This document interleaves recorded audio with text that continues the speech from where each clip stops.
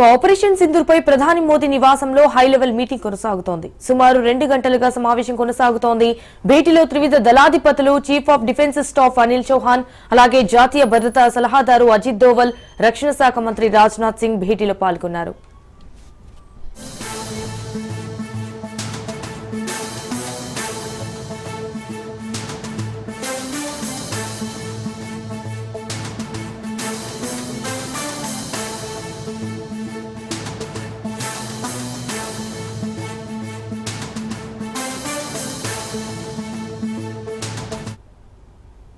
ఇక భారత్ పాక్ లో పరస్పర చర్చల తర్వాత కాల్పుల విరమణ ప్రకటించడం, ఆ తర్వాత దానిని ఉల్లంఘించిన నేపథ్యంలో ఈ సమావేశం జరుగుతోంది. కాల్పుల విరమణ నేపథ్యంలో అనుసరించాల్సిన వ్యూహంతో పాటు సరిహద్దుల్లో పరిస్థితి కూడా చర్చించే అవకాశం ఉంది.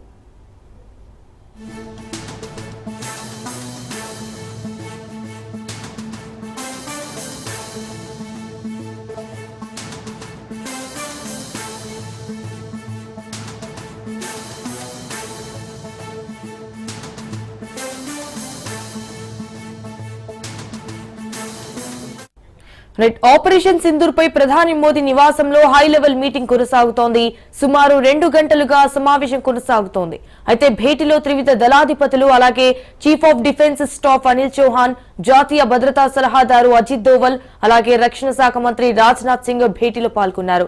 నటిగా ఇదే విషయానికి సంబంధించి మరిన్ని డీటెయిల్స్ మా ప్రతినిధి రాజు లైవ్ లో అందిస్తారు. రాజు, చెప్పండి, దీనికి సంబంధించిన అప్డేట్స్ ఏంటి? నివాసంలో హై లెవెల్ మీటింగ్ కొనసాగుతూ ఉంది. దాదాపు 2 గంటలుగా కూడా ఈ మీటింగ్ కొనసాగుతూ ఉంది. ఈ యొక్క మీటింగ్లో త్రివిధ దళాధిపతులు, అదేవిధంగా సిడిఎస్, రక్షణ శాఖ మంత్రి రాజ్నాథ్ సింగ్, జాతీయ భద్రతా సలహాదారు అజిత్ దోవల్ ఈ సమావేశంలో పాల్గొన్నారు. ఇప్పటికే ఏదైతే నిన్న సాయంత్రం నుంచి కూడా జరుగుతున్నటువంటి పరిణామాలు, అదేవిధంగా పాకిస్తాన్ అదేవిధంగా ఇప్పటికే కాల్పుల విరమణ ఒప్పందానికి కట్టుబడి ఉంటామని చెప్పి ప్రకటించిన తర్వాత కూడా మళ్ళీ ఒక ఒప్పందానికి తూట్లు పడిచి ఏ విధంగా మళ్ళీ దాడులు చేస్తూ ఉంది. సో ప్రస్తుతం జరుగుతున్నటువంటి సిచ్యువేషన్ ఏ విధంగా ఉంది, బార్డర్లో ఉన్నటువంటి పరిస్థితి ఏంటి అనే దానిపై కూడా ప్రధానమంత్రి నరేంద్ర మోడీ చర్చిస్తూ ఉన్నట్టుగా కూడా తెలుస్తూ ఉంది. దీనిపై ఇప్పటికే భారతదేశం సీరియస్గా తీసుకుంది. ఎందుకంటే కాల్పుల విరమణ ఒప్పందానికి కట్టుబడి ఉంటామని చెప్పి ఇప్పటికే పాకిస్తాన్ చెప్పింది. మధ్యవర్తిత్వంగా అమెరికా కూడా ఒక పెద్దన్న పాత్ర పోషిస్తామని చెప్పి ఇప్పటికే అమెరికా ఇరు దేశాలకు కూడా సూచించిన నేపథ్యంలో అవన్నింటినీ కూడా తుంగలో తొక్కి మళ్ళీ పాకిస్తాన్ కాల్పులకు ఇప్పటికే తెగబడతా ఉంది. అదేవిధంగా ఇటు ఎల్ఓసి దగ్గర కావచ్చు, అదేవిధంగా ఇటు జమ్మూలోని ఇతర సెక్టార్లలో కావచ్చు, ఇటు బార్డర్ రాష్ట్రాలలో కావచ్చు, విచక్షణ రహితంగా కాల్పులు చేయడం కావచ్చు, తిరిగి మళ్ళీ ఎప్పటికీ అంటే ఈ గతంలో ఏ విధంగా యుద్ధంలో ఉన్నప్పుడు ఏ విధంగా కాల్పులకు తెగబడిందో మళ్ళీ అదేవిధంగా పాకిస్తాన్ చేయడాన్ని ఇప్పటికే భారతదేశం తీవ్రంగా పరిగణిస్తోంది. మరొక వైపు ఇప్పటికే ఏదైతే సరిహద్దు రాష్ట్రాల్లో ఒక వ్యూహాత్మక మౌనంగా కనిపిస్తూ ఉంది. అంటే ఎప్పుడు ఏ క్షణాల్లో దాడి జరుగుతుందో తెలియలేని పరిస్థితి ఉంది. కాబట్టి అప్రమత్తంగా ఉండవలసిందిగా కూడా మన భద్రతా దళాలకు ప్రధానమంత్రి నరేంద్ర మోడీ ఒక దిశ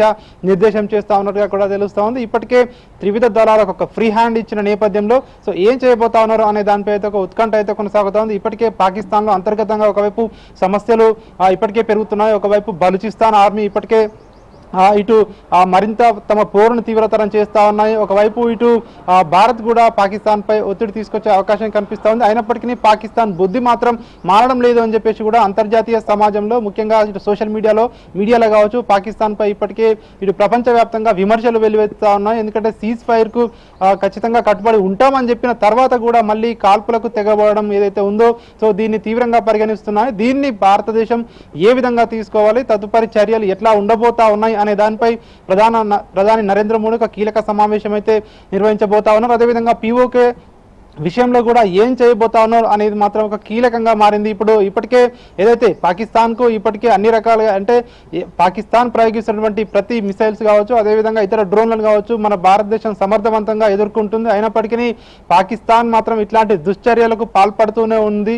కాబట్టి అదేవిధంగా భద్రతను ఏ విధంగా కట్టుదిట్టం చేసుకోవాలి, అదేవిధంగా బార్డర్లో ఉన్నటువంటి ఇతర రాష్ట్రాలలో సో ప్రస్తుతం పరిస్థితులు ఏ విధంగా ఉన్నాయి, మళ్ళీ ఈరోజు సాయంత్రం చీకటి పడ్డ తర్వాత సో ఎట్లాంటి పరిస్థితులు ఉండబోతా ఈ రోజు మళ్ళీ రాత్రి డ్రోన్లతో పాకిస్తాన్ మళ్ళీ దాడులకు తెగబడే అవకాశం ఉందా, సో వీటన్నిటిపై ఒకవేళ దాడులకు తెగబడితే ఏం చేయాలి అనే దానిపై ప్రధానమంత్రి నరేంద్ర మోడీ త్రివిధ దళాధిపతులతో, అదేవిధంగా ఇటు రక్షణ శాఖ మంత్రి, అదేవిధంగా ఇటు జాతీయ భద్రతా సలహాదారు అజిత్ దోవల్తో కూలంకషంగా చర్చిస్తున్నట్టుగా కూడా తెలుస్తా ఉంది. ఎట్టి పరిస్థితుల్లోనూ పాకిస్తాన్కు గట్టి జవాబు ఇవ్వాలనే దానిపై అయితే ప్రధానంగా చర్చిస్తున్నట్టుగా కూడా తెలుస్తా ఉంది. ఎట్టి పరిస్థితుల్లో దేశ రక్షణ విషయంలో కావచ్చు, అదేవిధంగా ఇటు మన పౌరులపై దాడికి దిగినప్పుడు ఖచ్చితంగా ధీటుగా ఎదుర్కోవాలని ప్రధాని నరేంద్ర మోడీ చెప్తా ఉన్నట్టుగా కూడా తెలుస్తా ఉంది. మరికొన్ని కీలక అంశాలపై కూడా ఈ సమావేశంలో చర్చిస్తున్నట్టుగా కూడా తెలుస్తా ఉంది.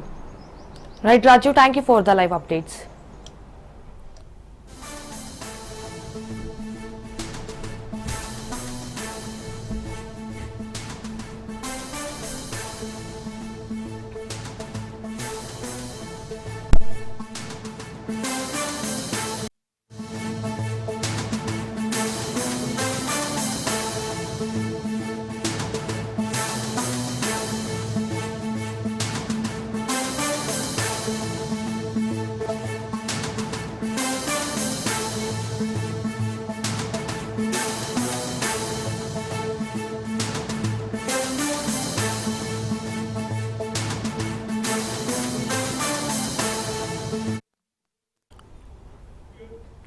భారత్ పాక్ దేశాల మధ్య కాల్పుల విరమణ ఒప్పందం జరిగిన నేపథ్యంలో ప్రధాని నరేంద్ర మోదీకి కాంగ్రెస్ చీఫ్ ఖర్గే లోక్సభ ప్రతిపక్ష నేత రాహుల్ గాంధీ లేఖ రాశారు. ప్రస్తుతం దేశంలోని పరిస్థితులు, జాతీయ భద్రతా పరిణామాలపై చర్చించేందుకు పార్లమెంటులో ప్రత్యేక సమావేశం ఏర్పాటు చేయాలన్నారు. సమావేశంలో పెహల్గాం దాడి, అలాగే ఆపరేషన్ సింధూర్, కాల్పుల విరమణ, అమెరికా అధ్యక్షుడు డొనాల్డ్ ట్రంప్ ముందుగా దీనిపై ప్రకటన చేయడం వంటి అంశాలపై సమావేశంలో చర్చ జరపాలన్నారు. ఇది ప్రతిపక్షాల ఉమ్మడి రిక్వెస్ట్ అని తెలిపారు. ప్రస్తుతం మన ముందున్న సవాళ్లను ఎదుర్కోవడానికి, సమిష్టి సంకల్పాన్ని ప్రదర్శించడానికి ఈ సమావేశం ఒక అవకాశమన్నారు కాంగ్రెస్ అగ్రనేతలు.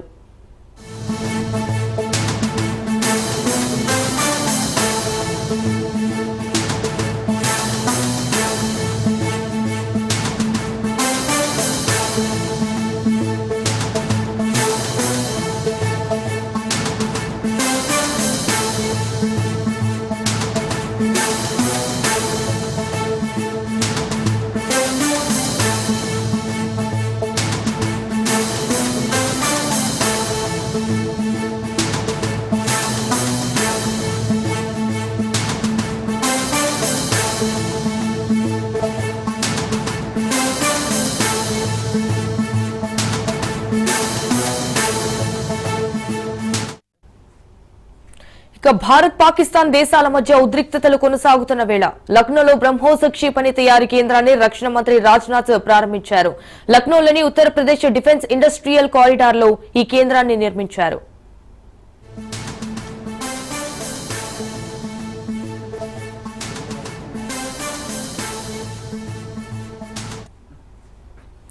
బ్రహ్మోస్ కేవలం ఒక ఆయుధం మాత్రమే కాదు, శత్రువులకు ఒక సందేశమని రాజ్నాథ్ సింగ్ తెలిపారు. బ్రహ్మోస్ శత్రువుల పాలిట సుదర్శన చక్రం అన్నారు. ఇవాళ శక్తిని ఆరాధించే దినోత్సవం అని, కేవలం 40 నెలల్లోనే తయారు యూనిట్ పూర్తి చేశామన్నారు. అయితే బ్రహ్మోస్ ప్రపంచంలోని అత్యంత సూపర్ సోనిక్ మిషన్ అని చెప్పారు.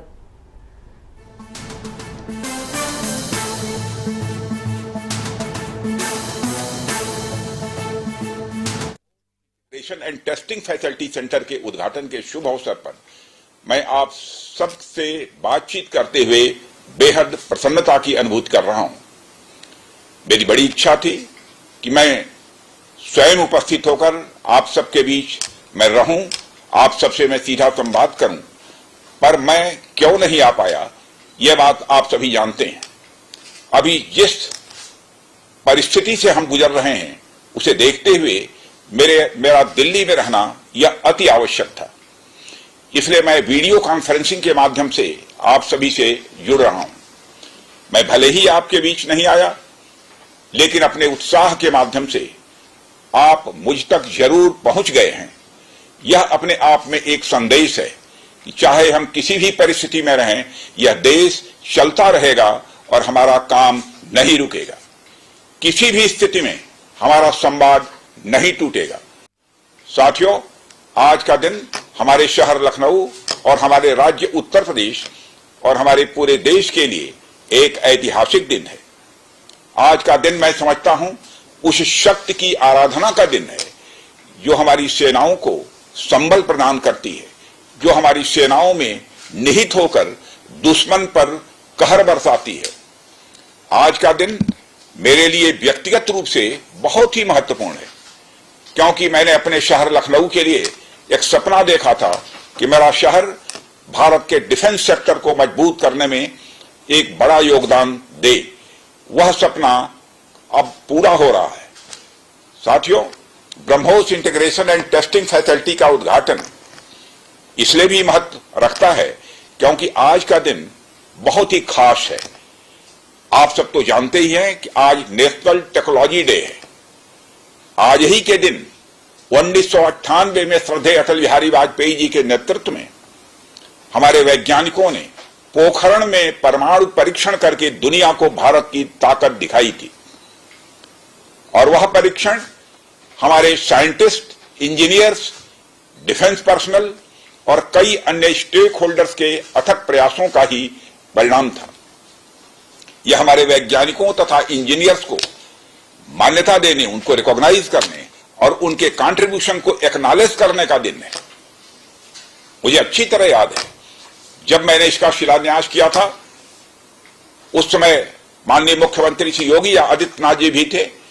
उस दौरान मैंने यह इच्छा जाहिर की थी कि जितनी जल्दी हो सके इस प्रोजेक्ट को पूरा कर लिया जाए। और मुझे यह देखकर बेहद खुशी हुई कि आप लोगों ने मेरी भावना का सम्मान रखा और महज 40 महीने में इस प्रोजेक्ट को पूरा करके दिखाया। Bharat Dynamics Limited, BrahMos Aerospace, Adani Defense and Aerospace, and many more. ఈ ఏడాదికి 80 నుంచి 100 బ్రహ్మోస్ క్షిపణులు తయారు చేసేలా ఈ ప్రొడక్షన్ యూనిట్ ను డిజైన్ చేశారు. 300 కోట్ల వ్యయంతో దీన్ని నిర్మించారు. అయితే భారత్, రష్యాల సంయుక్త వెంచర్ అయిన బ్రహ్మోస్ ఏరోస్పేస్ అభివృద్ధి చేసిన ఈ బ్రహ్మోస్ క్షిపణి 290 నుంచి 400 కిలోమీటర్ల దూరంలోని లక్ష్యాలను ఛేదించగలదు.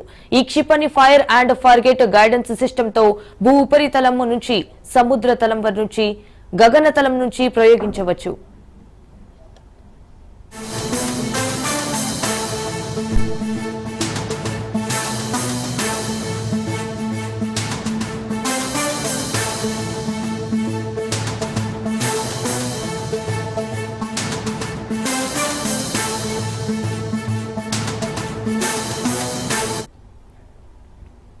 కొత్తగా ప్రారంభమవుతున్న ఈ క్షిపణి తయారీ కేంద్రం నుంచి 100 నుంచి 150 కొత్త తరం బ్రహ్మోస్ క్షిపణులను తయారు చేయనున్నారు. ఈ కొత్త తరం బ్రహ్మోస్ క్షిపణులు ఏడాదిలోగా డెలివరీకి సిద్ధం కానున్నాయి. అయితే ఈ న్యూ జనరేషన్ బ్రహ్మోస్ క్షిపణి పరిధి 300 కిలోమీటర్లు. దీని బరువును తగ్గించారు. అయితే ప్రస్తుత బ్రహ్మోస్ క్షిపణి బరువు 2900 కిలోలు కాగా న్యూ బ్రహ్మోస్ క్షిపణి బరువు 1290 కిలోలు.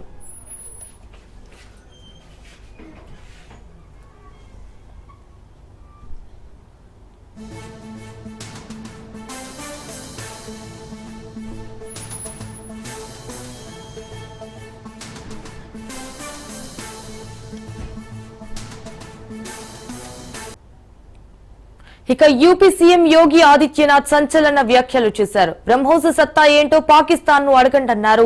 ఆపరేషన్ సింధూర్ విజయం బ్రహ్మోస్ సత్తాను ప్రపంచానికి చూపిందని ప్రశంసించారు. ఉగ్రవాదానికి దాని భాషలోనే సమాధానం చెప్పాలన్న యోగి ప్రధాని మోదీ నాయకత్వంలో టెర్రరిజంపై పోరాటానికి ఏకతాటిపై నిలవాలని పిలుపునిచ్చారు.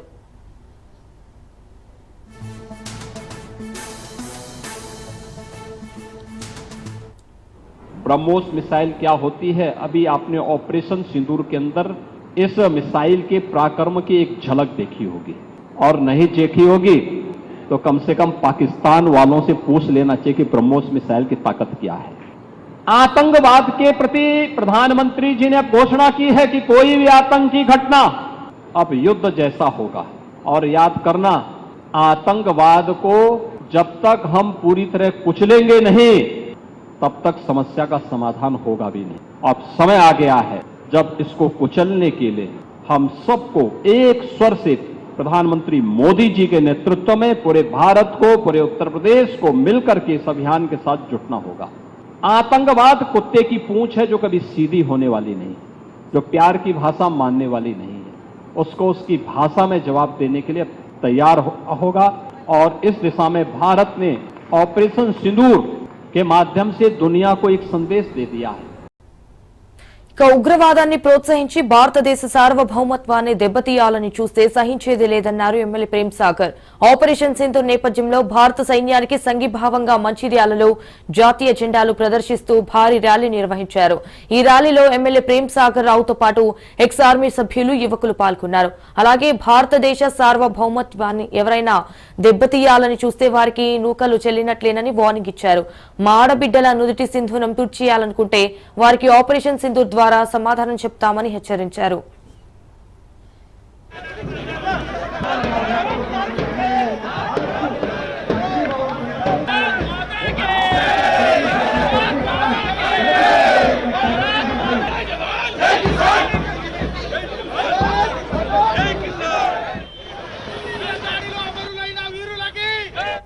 భిన్నత్వంలో ఏకత్వం, యూనిటీ ఇన్ డైవర్సిటీ అని మన రాజ్యాంగం రాసుకున్నది. 15 రోజులు సమయం తీసుకున్నా కూడా ఈ రోజు మొన్న 7 తారీఖు రాత్రి మన ఇద్దరు కల్లం సోదయ కానీ లేకపోతే వింగ్ కమాండర్ సింగ్ ఇద్దరు మహిళలు మొత్తం ఆపరేషన్ లో పాల్గొని పాకిస్తాన్ కు వాళ్ళు మన దేశంతో ఏ రోజు కూడా ధైర్యంగా పోరాడి శక్తి వాళ్ళకు లేదు. ప్రపంచానికి ఒక సందేశాన్ని పంపేదో భారతదేశం ఒప్పుకుంటుంది. కానీ ఒకసారి భారతదేశం సార్వభౌమత్వానికి ఇబ్బంది కలిగే పరిస్థితి వచ్చినాడు అది ఏ దేశమైనా చూసే ప్రసక్తి ఉండదు. ఖచ్చితంగా ఎవరి దగ్గర సార్వభౌమత్వాన్ని కోరుకోవడం సిద్ధంగా లేదు. భారతదేశం అద్భుతంగా సిద్ధంగా లేదు. ఈ రోజు భారతదేశం ప్రపంచాన్ని ధిక్కరించే స్థాయికి ధిక్కరించంటే ప్రపంచంలో పెద్ద పెద్ద దేశాలన్నీ కూడా భారతదేశం మీద తప్పకుండా ఏదో రకంగా ఆధారపడి ఉండాల్సిన పరిస్థితి 70 సంవత్సరాల స్వాతంత్రం వచ్చింది. ఈరోజు భిన్నత్వంలో ఏకత్వం, యూనిటీ ఇన్ డైవర్సిటీ. వీర జవాన్ మురళీ నాయక్ అంత్యక్రియలు ముగిశాయి. మురళీ నాయక్ వ్యవసాయ క్షేత్రంలో అధికార లాంఛనాలతో నిర్వహించారు. అమర్ జవాన్ మురళీ నాయక్ కుటుంబానికి 50 లక్షల రూపాయలు ఆర్థిక సాయం ప్రకటించారు. మురళీ నాయక్ తండ్రికి ఉద్యోగం కల్పిస్తామని హామీ ఇచ్చారు. 5 ఎకరాల పొలం, ఇంటి స్థలం ఇస్తామన్నారు AP deputy CM Pavan Kalyan, మంత్రి నారా లోకేష్.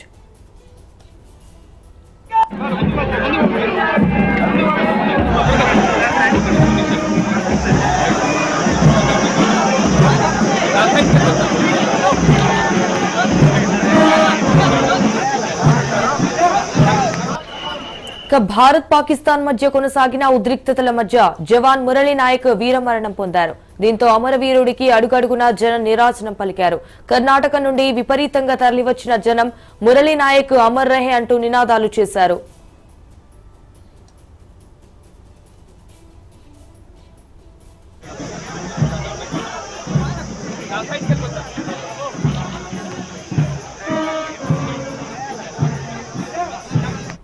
మురళీ నాయక్ భౌతిక కాయానికి డిప్యూటీ సీఎం పవన్, మంత్రులు లోకేష్, అనిత, సవిత అనగాని మాజీ మంత్రి రఘువీరారెడ్డి నివాళులర్పించారు.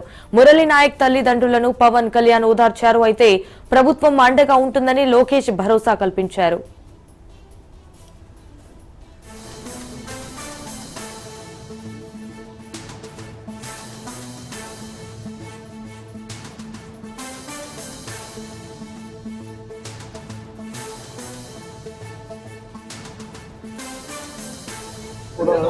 అగ్నివీరుగా 2 సంవత్సరాలు 22లో వెళ్ళిన వ్యక్తి తల్లిదండ్రులతో మాట్లాడుతూ ఉంటే ఒకటే చెప్పాను, నేను దేశం కోసమే పుట్టాను, దేశం కోసమే చనిపోతాను అనేది పదే పదే చెప్తా ఉన్నాడు. ఎందుకైనా మనకి ఆ ఉద్యోగాలను తండ్రి అంటున్నా కానీ నేనమ్మా రైల్వే ఉద్యోగం వచ్చినా రైల్వే ఉద్యోగానికి పోలేదు, కేవలం దేశం కోసం పనిచేస్తాను, దేశం కోసం చచ్చిపోతాను కమిట్మెంట్ ఉన్న వ్యక్తి. కానీ దురదృష్టవశాత్తు చాలా చిన్న వయసులో 23 ఏళ్ల వయసులో తన ప్రాణాలని కోల్పోవాల్సి వచ్చింది. పదే పదే మొన్న కూడా ఏం చెప్పారంటే నిజంగా ఉగ్రవాదుల తోటాలు గాని సరిహద్దుల యుద్ధాలు గనక జరిగితే దాని పర్యావసనం దాని ప్రాణాలు మొత్తం సమస్త భారతంలో కనిపిస్తూనే ఉంటాయి, దాని ఎక్కువ అవుతూనే ఉంటాయి. దానికి ఒక బలమైన ఉదాహరణ మురళీ నాయక్ గారి మరణం. చాలా చాలా బాధ కలిగించింది. 23 ఏళ్ల చిన్న వయసు. మనం ఎవరు భారతదేశంలో ఎవరు యుద్ధం కావాలని కోరుకోలేదు, ఎప్పుడు మన పరాయి దేశాల మీద యుద్ధం చేయలేదు. మనల్ని సంరక్షించుకోవడంలో మనం యుద్ధం చేయని తప్పక పరిస్థితులు. ఇలాంటి పరిస్థితుల్లో దీనికి మొదటిది కారణం పాకిస్తాన్ జనరల్ కూర్చోబెట్టి రెచ్చగొట్టి ఒక వారం ముందు ఏప్రిల్ 22 ఒక వారం ముందు రెచ్చగొట్టి ఉగ్రవాదుల్ని ప్రేరేపించి అమాయకులైన మనుషులను చంపించేసి దానికి పర్యవసానమే. ఇదే 47 వాళ్ళకి దాహం తీరల 4 యుద్ధాలు చేశారు ఇప్పుడు దాకా. దాహం తీరల. ఇప్పటికీ అమాయకులను పట్టణ పెట్టుకుంటా ఉన్నారు. ఇప్పుడే సోదరులు గౌరవ మంత్రి ఐటీ అండ్ ఎడ్యుకేషన్ మినిస్టర్ వారు అనౌన్స్ చేశారు. గౌరవ ముఖ్యమంత్రి చంద్రబాబు గారి తరఫున మేము ముగ్గురు కూర్చొని ఇందాక గౌరవ ముఖ్యమంత్రి గారి సూచనల మేరకు ఇందాక సోదరులు మన లోకేష్ గారు చెప్పినట్టుగా దాదాపు 50 లక్షలు ఎక్స్గ్రేషన్ ప్రకటిస్తా ఉన్నారు. అలాగే ఒక 5 ఎకరాల పొలం అని కూడా తెలియజేశారు. అలాగే 300 గజాలు ఇంటి స్థలం అని కూడా అనౌన్స్ చేశారు. అలాగే ప్రభుత్వంలో వాళ్ళకి ఎవరికైనా సరే వాళ్ళ నాన్నగారికి కానీ ఎవరికి కానీ ప్రభుత్వ ఉద్యోగం కూడా ఖచ్చితంగా ఇవ్వాలనేది కేబినెట్ లో ముందు పెట్టుకుని నిర్ణయం తీసుకుంటాం. ఇవన్నీ కాకుండా నేను